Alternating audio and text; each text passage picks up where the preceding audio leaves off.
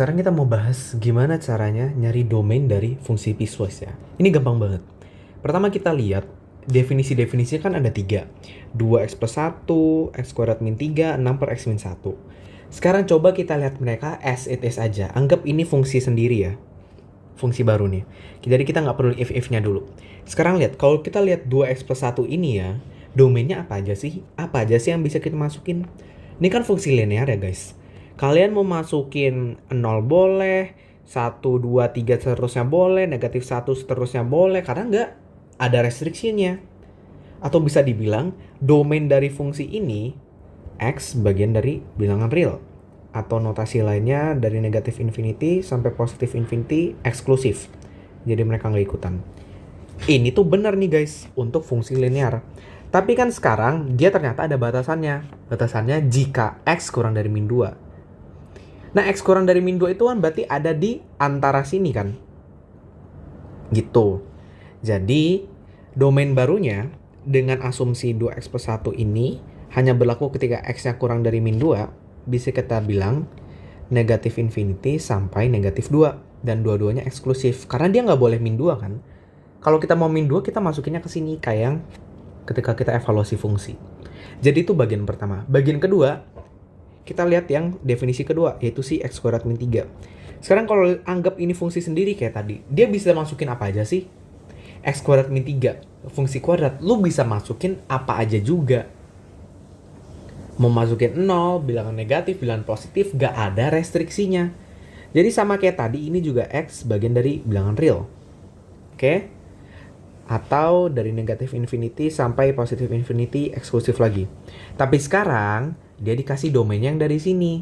Karena kan tidak ada masalah yang lain kan. Ya udah, kita berarti bisa langsung ambil di sini domainnya, yaitu negatif 2 kurang dari sama dengan X kurang dari sama dengan 1. Atau bisa kita tulis sebagai negatif 2, 1, tapi kali ini inklusif. Negatif 2 sama 1-nya ikutan. Itu definisi kedua. Yang terakhir nih, 6 per X min 1. 6 per X min 1. Sekarang kalau kita anggap dia sebagai fungsi lain ya, fungsi baru nih.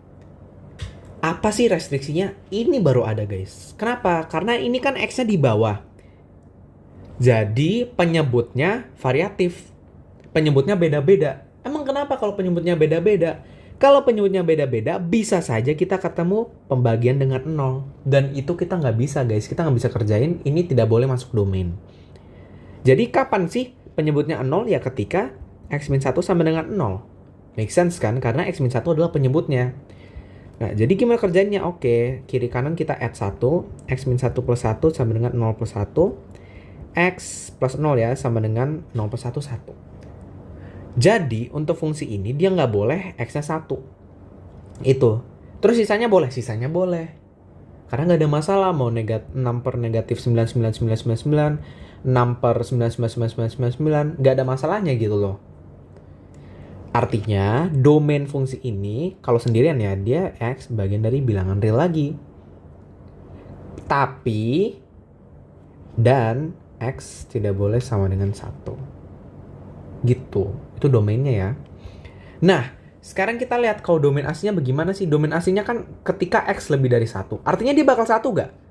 Tidak akan. Jadi lu boleh aja, lu sah-sah saja nulis kayak gini. Sama aja. Karena kan satunya tidak termasuk.